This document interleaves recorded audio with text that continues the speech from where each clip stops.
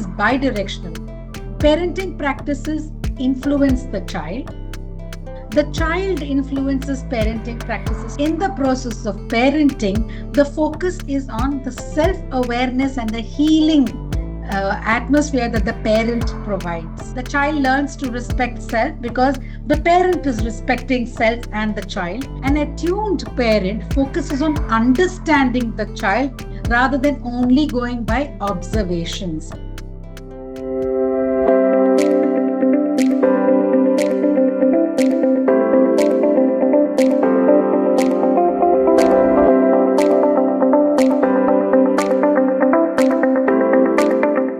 While I stand for full potential for myself and others, I learned that full potential parenting is a concept that is promoted by Dr. Gabor Mate.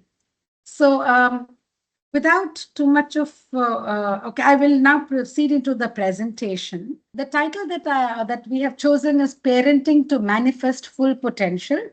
And interestingly, as we enter into the Gen Beta from 2025, we are not only looking at manifesting the full potential of the child, but it's important to manifest the full potential of the parent. And the way to do it is to apply the conscious full spectrum response model. The conscious full spectrum response model is based on cutting edge neuroscience and design and systems thinking. And it has been, this model has been developed by Dr. Monica Sharma, and she has tried and tested this in over 65 countries in the past 30 years and has generated large scale results in order to create sustainable and equitable results. So that's the focus of this model. Before we go into the application of the model, let's look at what parenting is. For some of you who have attended the earlier sessions, it might seem like a repetition, but I'll try and keep it as simple as I can.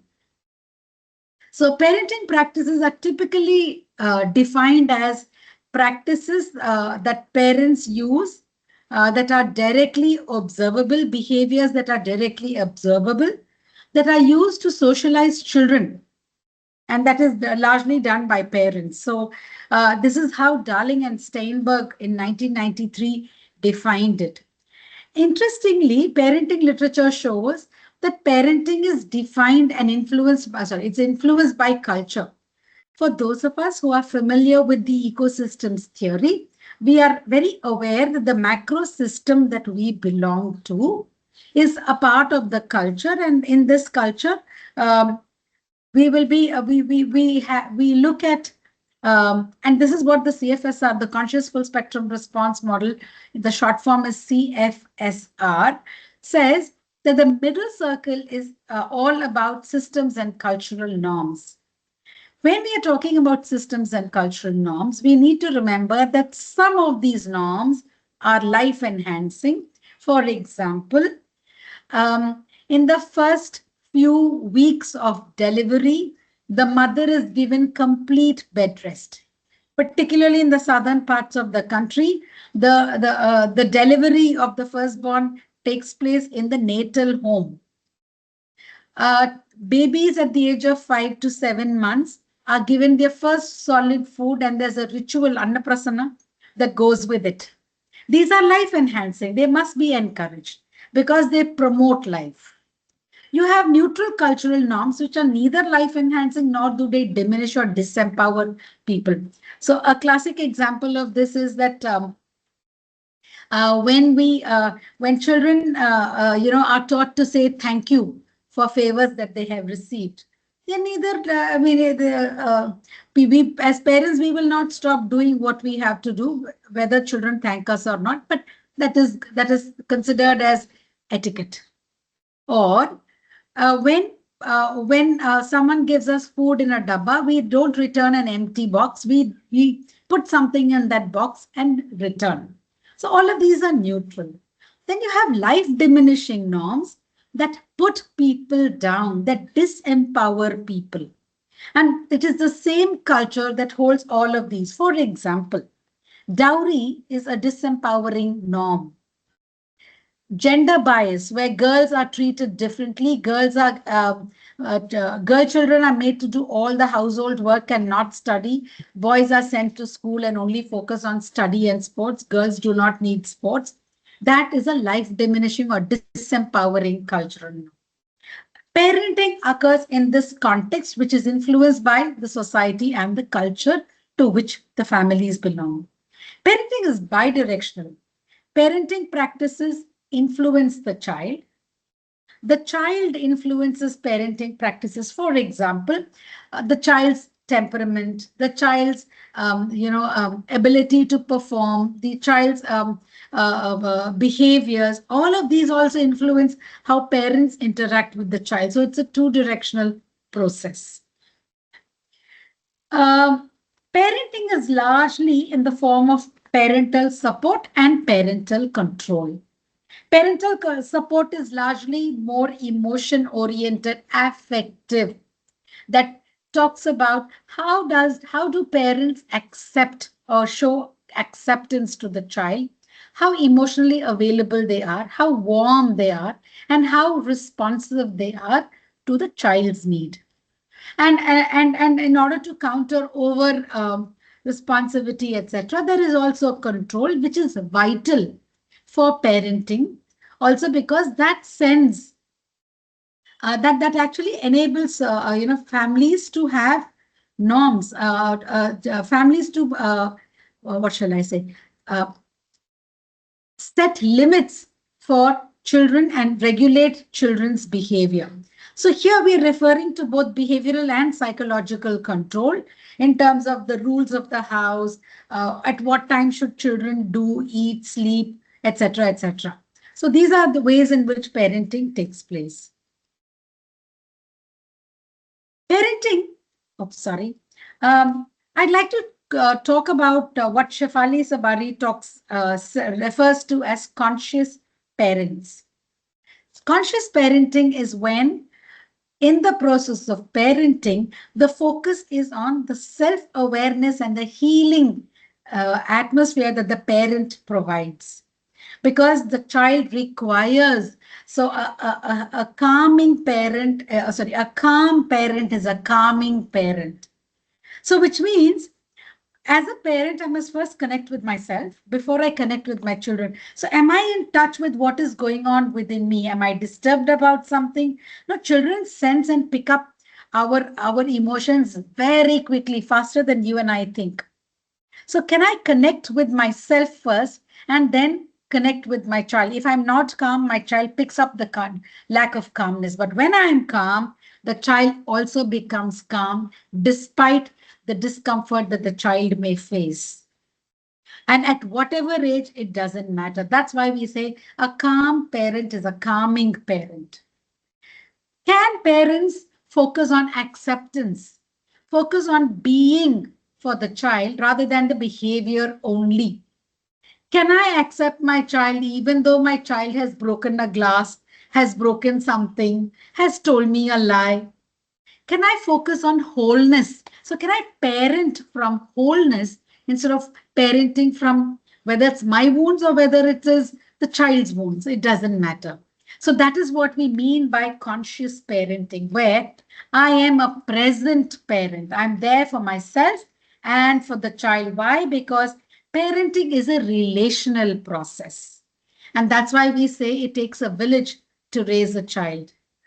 Gabor Mate very beautifully says, when the parent is not stressed, emotionally available, then the parent can be an attuned caregiver. The word attunement comes from music where there's harmony. It's important for me to be an attuned caregiver because it fosters autonomy in the child. The child becomes respectful of self and of others. The child learns to respect self because the parent is respecting self and the child. The child also learns to respect self and others. The child is authentic. There's no disguise here. And because of the authenticity, the connections are fostered. And therefore, an attuned parent focuses on understanding the child rather than only going by observations. And this understanding is hugely accompanied by being present in a relational manner. I'd like to quote what Luminita Saviok says: parenting is a full time job. And this is one of the jobs that we don't have training for. It requires parents to be fully present in the mind, body, and spirit, aware and engaged in the child's growth and development. Whether the parent is present, at peace, and in love with the parenting experience or not, the child will know it and the child will feel it. And that's why it's important for us to know, for us to hold space for ourselves and the child. And that's why they say, be a conscious parent.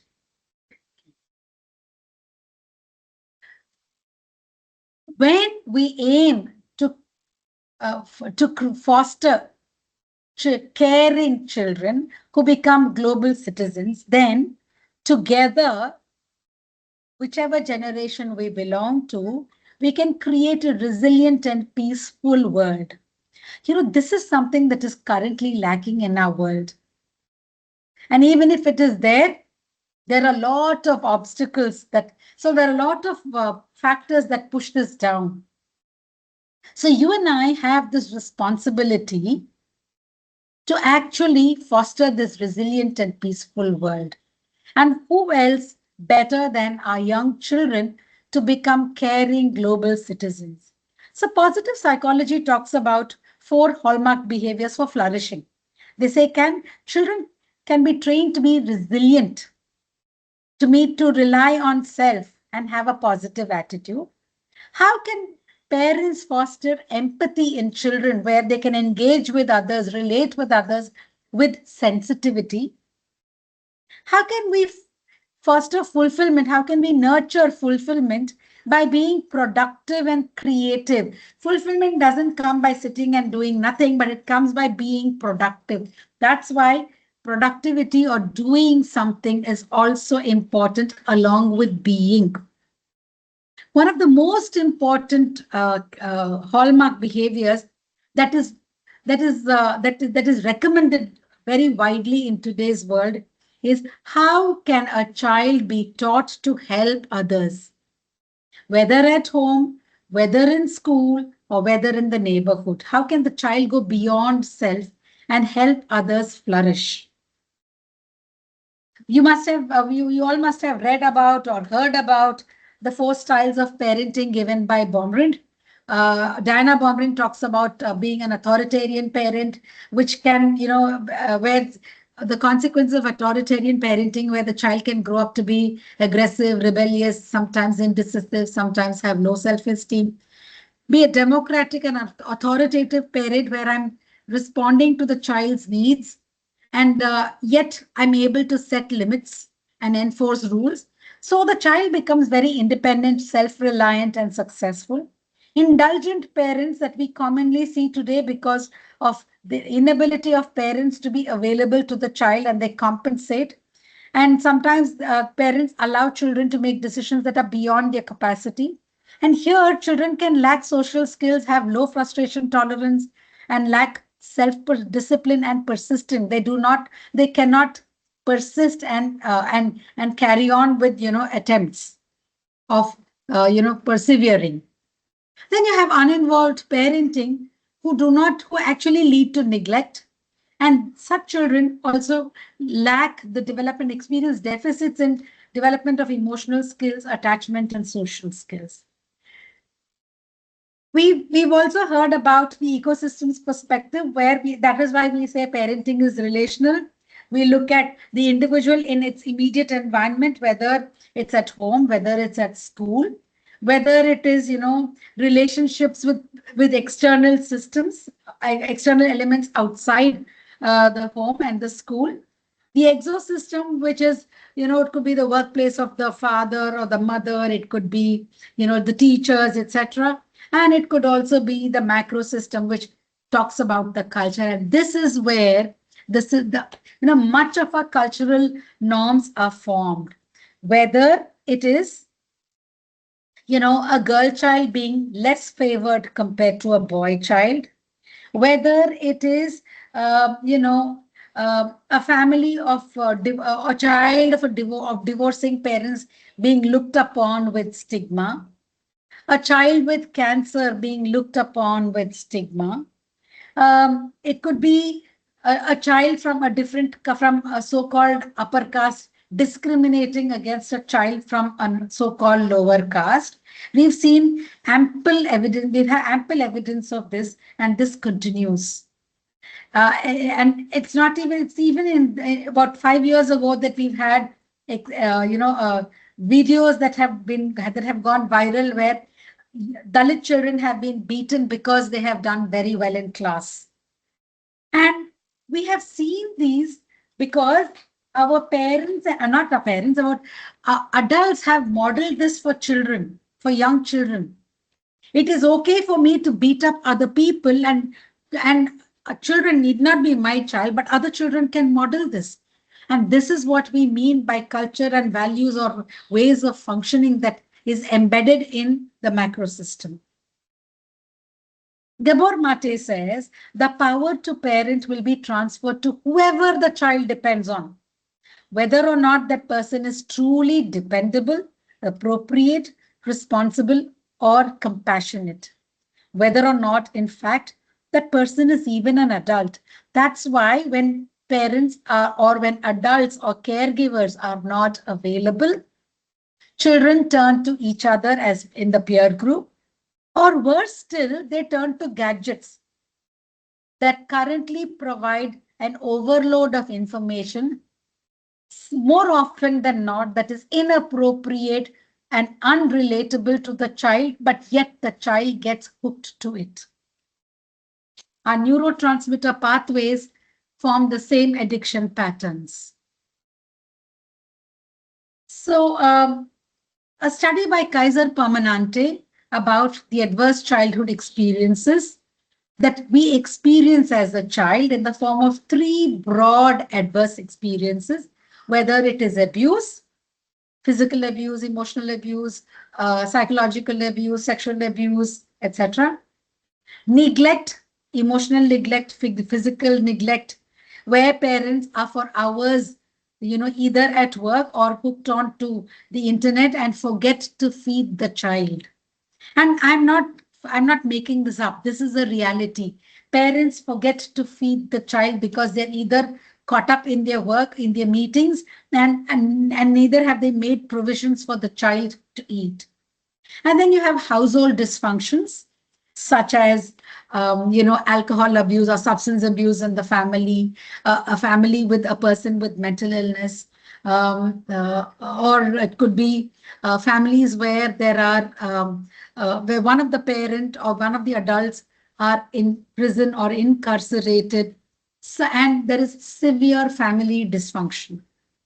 All of these adverse childhood experiences disturb the neurodevelopment of the child, and therefore that also impairs the social, emotional, and cognitive functioning, which is very important for the environment to provide.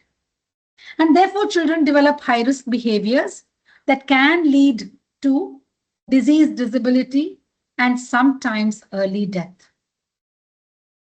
The good news is, while I may have experienced these as a child, the environmental influences can help me transcend these negative or adverse experiences and develop better coping and adaptation mechanisms.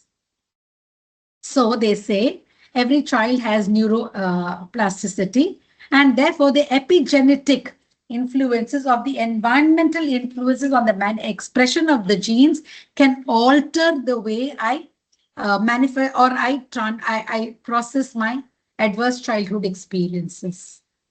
When I don't deal with it, these experiences that I have faced in my life get passed on to the next generation. That's why knowing my own childhood Ma'am, we experiences. can't see the slides. Are you changing it? No, I haven't changed it yet. Okay, okay, fine. It's on the adverse childhood experiences. Is it on Yeah. the slide titled adverse childhood experiences? Yes, yes. This is one is Yeah, I adverse haven't childhood. changed it. Okay. Yeah, yeah. Yeah. So, so it's important for every caregiver. It doesn't have to be a parent, but for every caregiver who's, because we carry these childhood experiences from birth to death, from actually from conception to death. So it's important for every caregiver to be mindful of one's own experiences and transcend them. Okay. So these are some of the attached, because these also determine, parenting styles are also determined by how our attachment styles are. We must have all heard about secure attachment, avoidant attachment, anxious attachment, disorganized attachment. And that is the way I relate with the child, the caregiver or the primary caregiver relates with the child. And how does that influence child development and move on into adult behavior? So attachment parenting is is a caregiver's connection and responsiveness to the baby's needs. How does the caregiver meet the needs of the child? Is the caregiver sensitive to the needs of the child? Is the caregiver able to see that, okay, I am disturbed now. Can I take a deep breath and then come back and attend to my child? And when I am with my child, can I be fully present and be available to the child? So that there can be nurturing connections between parents and children, between caregivers and children, and therefore establish a close bond with the child. In other words, what we are doing is, when I am anchored in the core of my being, I am able to connect with the essence of the child. I'm able to befriend the essence of the child. Now, this is where the conscious full spectrum response model comes in, because then I can be attuned to my child. So, parental attunement is important. Parental attunement essentially means relational attunement, where I'm present physically and emotionally. I'm available when the child needs me. So that is what relational attunement is, where I offer focused attention and take in the essence of the child's inner world while being self-aware. You know, it's like when I'm watching a film, I'm completely engrossed in that film, no? For that 1 hour or 2 hours, everything else I put aside. Can I be available and present like that for my child in the process of parenting? Now, doing all this amidst challenging life situations is not easy. That is why self-care for parents is important, for parents to be attuned, for caregivers to be attuned. So self-care is vital in the way I am able to attune with the child. Now, when we talk about the essence of who I am, of myself and the child in order to form the relational attachment, we talk about three innate intertwined attributes, which all of us have, all caregivers have, all parents have, all children have too. One is self-worth and dignity. Self-worth is, what do I think about myself? Okay, how aware I am of myself. We know that Daniel Goleman's research has shown how important self-awareness is and how important emotional intelligence is for us to navigate this world. And what is self-worth at the individual level is dignity at the larger level. Fairness and equity. Uh, uh, Oxfam did a study a decade ago exploring how important fairness is for people. And Oxfam found that 92% of North Americans cared deeply about fairness. So fairness is an innate quality that we all have. It's an attribute that we all have. And what is fairness at the individual level is equity at the societal level. And another attribute is compassion, where I am compassion for self and compassion for others. Compassion is my ability to see suffering and I act when I see suffering. That's why and it's so much relatable because the Sanskrit word for compassion is karuna. So I see suffering and I act. These are innate universal values for humanity that you and I have, every child of all ages, all people have. And these are for everyone, everywhere, leaving nobody out. So I'm going to give you an example to say how we function partially, and therefore our results can also be partial. Okay. And therefore, how do we transform that in order to manifest full potential of all of us? Okay. So let me take the example of a young girl um, who has moved countries. Okay, she was studying in one country, and in that country, she had difficulties in coping because she was about 10, 11, and she was discovering her sexual orientation.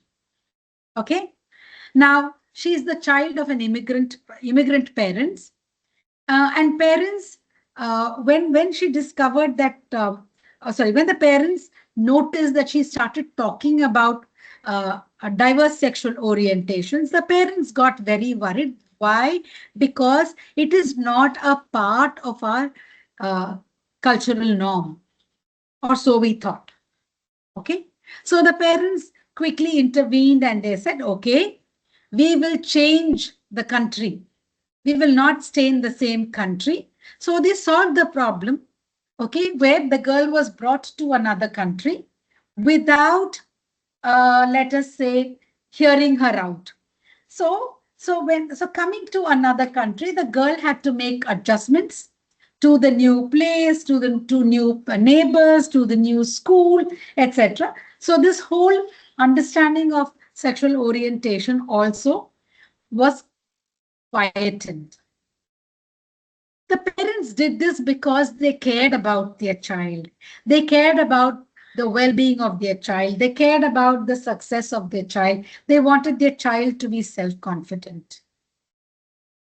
Are all of these interventions wrong? No. This is what parents did because that's what they know best.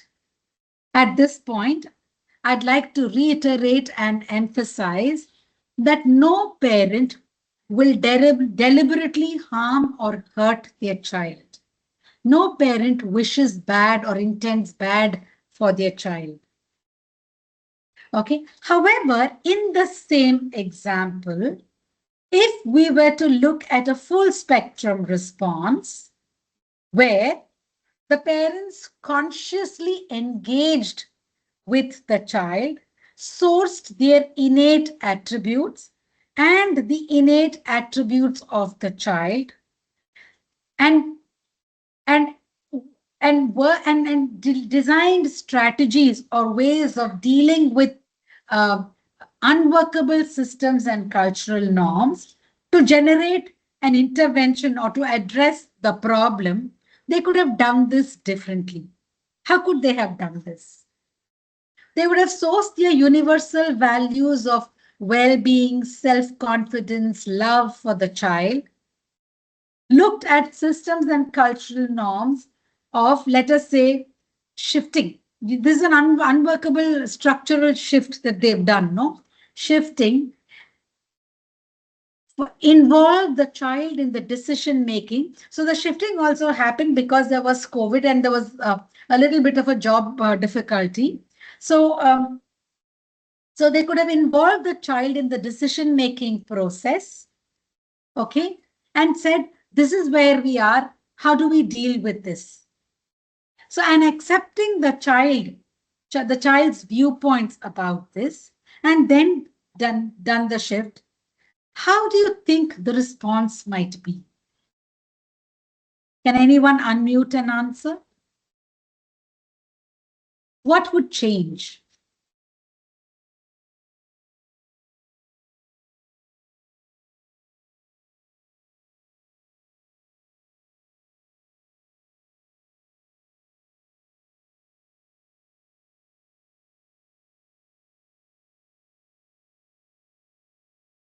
Anyone?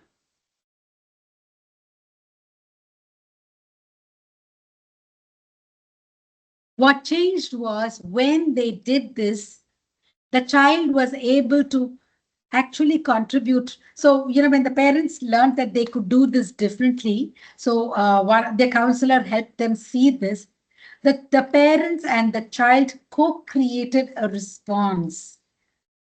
And this enabled them to bond together. So, what they did was they connected. So, this is the common ground. The underlying factors is the common ground, which is the innate attributes of everyone, leaving nobody out. So, when we initiate action from the space of underlying factors, the root factors, the core of who you and I are, the essence of our being, then we will not leave anybody out. We will transcend all the hurdles that come to us, and we will find solutions to the problems that we are facing. And when we do this, parenting becomes a joy. It is full spectrum because everybody is involved. The results that are generated is not only acceptable to all, but it is going to be something that we will grow out of. How can our interventions foster growth in the child, in parents, in both? Because it's a family system that is responding to it. So I'm going to give you an example of another situation where a young child noticed that. So it was soon after the lockdown was lifted. The child noticed, and because he had, online education, he noticed that his domestic help during monsoon time would leave her umbrella in the bathroom. Okay. And he actually told his mother, so during conversations with his mother, he told his mother, it is not fair that she's asked to leave her umbrella in spaces where we don't leave our umbrella. So, how about actually creating space for her?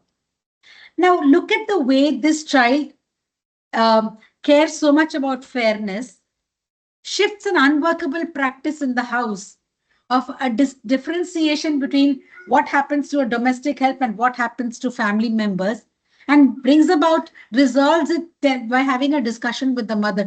Who said children don't have wisdom? So it is possible when we create a nurturing environment for children to be responsive. So this is what a colleague Gayatri and I were able to do, adapting the CFSR model, okay, where we source our universal values of dignity, resilience, compassion, equity, peace, and full potential. Oops, sorry. We want to shift unworkable, practices such as from life diminishing practices at home, pretty much like what I told you, this young boy at home, to foster agency, which is what the boy used, his agency to talk to his mother, acceptance of all, including the domestic help, and respect for all. We all have practices that diminish others, particularly diminish children. What do we tell children? You don't, children should not be heard, they should not be seen and should not be heard.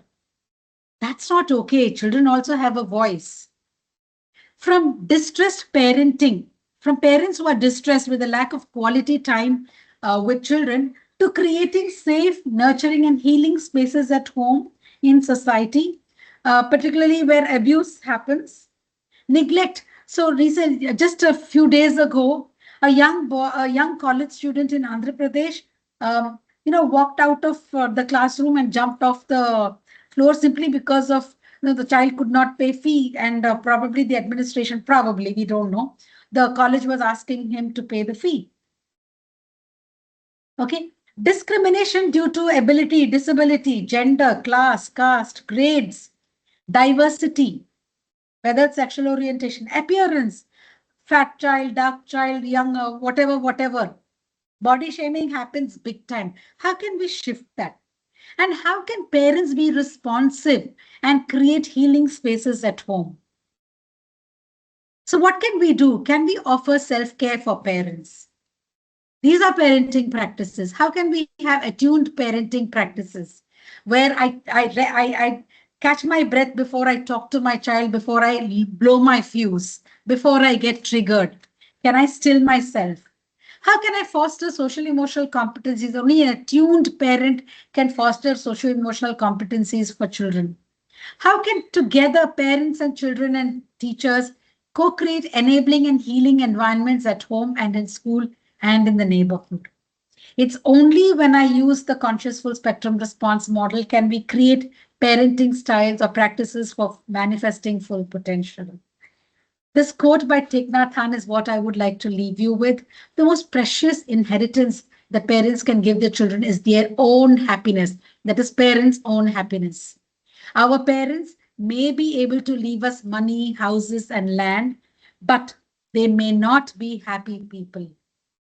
If we have happy parents, we have received the richest inheritance of all.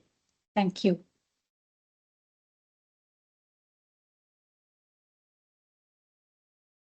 So I think I'll start off this question that you talked about parenting as a very skillful effort required on the part of the both the parents.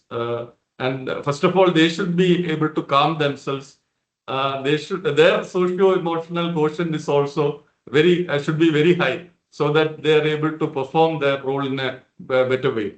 So how from where should it start? Actually, when they are not aware of this themselves as a parent, they are not aware of that, and then they burst out something, and then the child also gets the impression that something is wrong with them, and that no not okay feeling gets embedded in their mind, and this continues as a long drawn out process. So it never ends. So where will we put a stop to this? So that as you rightly pointed out, if the parents are really calm, composed, and they can see the full picture of the dimension of the problem they're facing, then I think they will be in a better position to handle their job.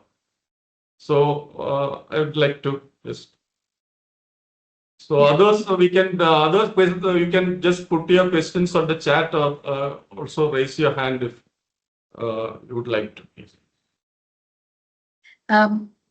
So this is not a one time I have become self-awareness is an everyday moment to moment process. So it is not as if I'm only sad, I'm only happy. It is about, can I notice myself? It is about noticing how I'm feeling in my body, moment to moment, how I am, what are my body sensations, what is going on, how am I feeling, and what is it that's triggering me? Can I put the trigger aside? Can I still the trigger and transcend that trigger by undertaking self-care practices? Self-care practices, the way I see it, is not, the routine. I walk, I sleep, I eat. That not only that, but it is about my emotional well-being that I'm referring to. When I know something is triggering me, can I notice this as a trigger that is bothering me? But that trigger is not happening now. The trigger is what I have experienced earlier. So can I deal with whatever I'm dealing with in the here and now? Can I tell myself I will get back to this for now? Can I watch? Can I do what I'm? So it's pretty much like, when I'm watching a movie, I forget all my sadness, no? Particularly a fun movie or a thriller movie. I forget all my sadness. When I can put away my sadness while watching a movie, can I not do the same thing here when I'm dealing with my child or with any child? It's the same thing. So it is in the moment, moment to moment awareness and practice. And that's why you said it is like mindfulness practices, conscious, that is intentional.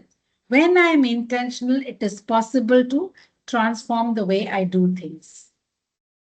Yes, there's a question. It's about how can we help parents balance discipline with emotional availability using this model? Actually, I have some doubts about this model also. You said it was implemented in 30 countries and it's developed by Monica Sharma. So, if some parent or a community wants to do this, what is the way out? So, after you can take the other question first and then come to my. Okay. So the foundation of this model is the outer circle, which is my innate attribute, the value, the innate attributes, the essence of who I am. Now, when I'm talking about essence, all of us have that essence, whether it's a mother, whether it's a father, whether it's a sister, and the child. So instead of operating from my head level, can I still myself and act from, that value of, and I have practiced this in my own life. Okay. So when a young child was telling me a lie, I could see myself getting triggered. I told myself I am full potential. I am dignity. Can I treat this child with respect? And the minute I said that to myself, I calmed down.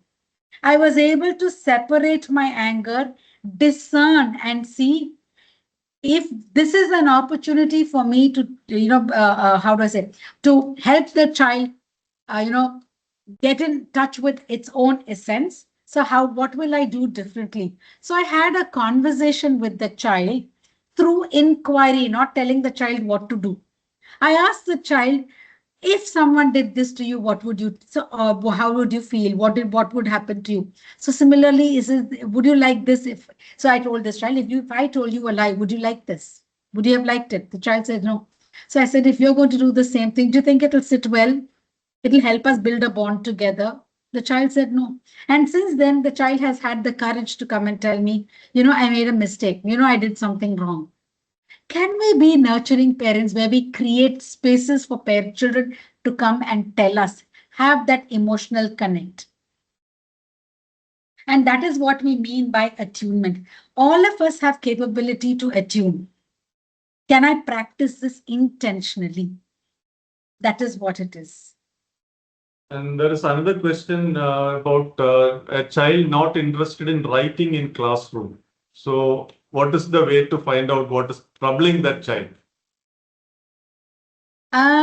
Maybe have a conversation with the child and talk to the child with respect, not finger pointing, but talking to the child with respect, creating that space for the child to be able to open up and share. And that is what we mean by co-creating, relationship. Now, another thing which I have read in the I am book, I am okay, you are okay, is that when parents say something and the child hears it, the child doesn't understand the context. For example, they might be have tensed about some financial worries, or it can be something at their own workplace. So parents have lot of things, lot of responsibilities. Sometimes they say that we are having lot of responsibilities to and the child doesn't understand this. So this, I think, is an important point that the child doesn't understand the context in which the parent behaves or says something. So, how can we do something with that? Um, it is true the child won't understand the way I want the child to understand, but explain it to the child in a manner that the child would understand. That is important, no, for me to be able to communicate with the child at that level. So it means, so let me give you another example. So there was this so this child, again, a child of divorcing parents. The child comes, so the mother, like I said, did not forgot about, ordering food for the child, for the children, because the domestic help did come that day. In the course of her work, she forgot to order. So the child was very upset, saying that I didn't get food and the mother is not taking care of my need. And this child was about 10, 11 years old. So he went and told the mother, "You're a bad mother." So now that is how the child knows. Now, if so, with the mother actually had the mother actually had a conversation with the child saying, "Yes, what the action I did was not okay. I didn't intend to deliberately keep you starved. Next time, I will no, I will be careful. But can you help me sort this out in future? Can together you and I create a timetable for us the day auntie doesn't come to cook?" So, what did the mother do? Work this out with the child and sought the child's help. So, what are we doing? We are telling them responsibility is also shared and nothing wrong. But having the humility to say, yes, I made a mistake also tells, communicates to the child that, yes, we are all humans.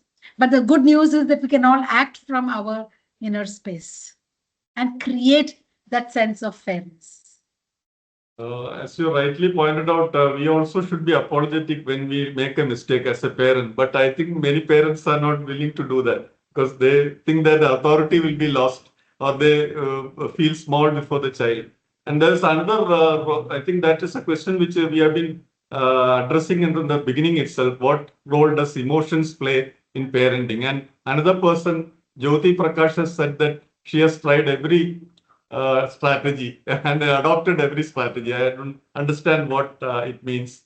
Would you like to just comment on that? Strategy for I'm not sure, but the role of emotions play a very big role because emotions are what help us form attachment, helps us strengthen our emotions.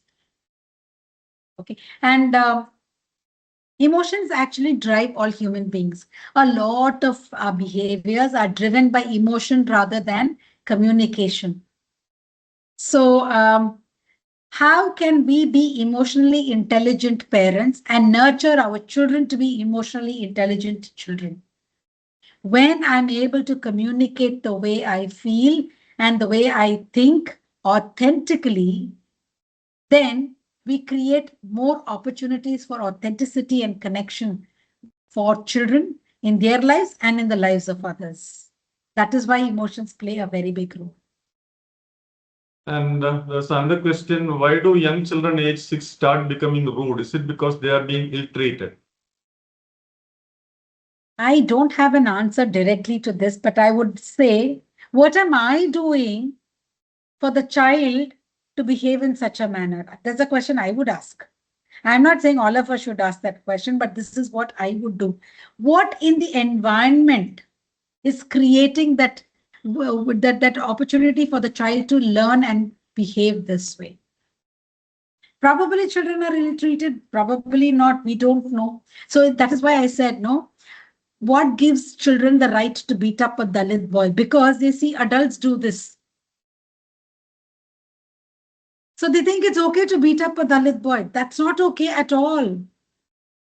We are teaching children at a young age. So let me give you an example. So there was a mother who was traveling going on in the lift, holding a 6 month or a 3 month old baby.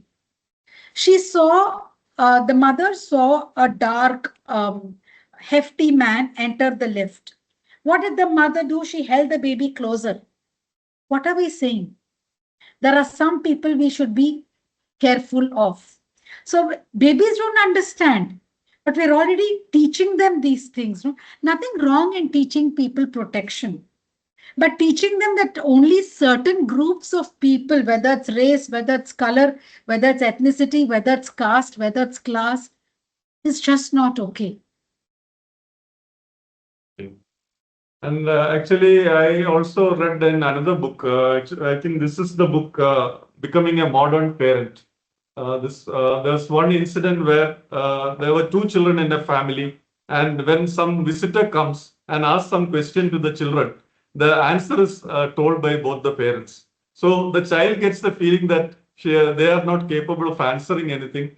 And I think the example that you gave is also another classic one. So we are unknowingly. How do you teach these parents that we are unknowingly destroying their self-confidence and also their ability to answer by themselves? And this is something. Uh, So there is another question. What most parents think that it's a school's duty to teach all the routine to children. So how can the schools do it all alone? That's the question. That Parenting is a joint process. No, everybody comes in. It's not either or. It's all of us have a role to play in everything. I cannot absolve myself of my own role. I cannot absolve the school of their role, right? But it is we who set a routine for children too at home. As young as 1 year old or as young as 6 months old, we tell the child, you eat at this time, you sleep at this time. Isn't it? Schools don't come in at that age. We also have set time for the child to read and play. So we have a role. We can't absolve ourselves. It's not either or, it's both and situation. so you also, I think, mentioned about radical transformational leadership. So this CFSR actually comes under that encompassing model, isn't it? So if some school or some teachers are facing this problem with children and they want this to be communicated to the parents that there is this model. So how does it work? I mean, what is the way out? Are there people Okay. who are trained in CFSR model whom they can rely on? Okay. So the radical transformational leadership is a set of workshops that are carried out twice a year. I will be happy to share that, the workshop notification to people who are interested to, participate in it. And there is a book titled Radical Transformational Leadership, the Strategic Action for Change Agents. It's available on Amazon. So while the book talks about various anecdotal experiences of people who have applied it in their work and in their home, and also led large scale projects, the CFSR model is actually a theme agnostic model. What Gayatri and I have done is we've applied this model into parenting, and that is what we have presented.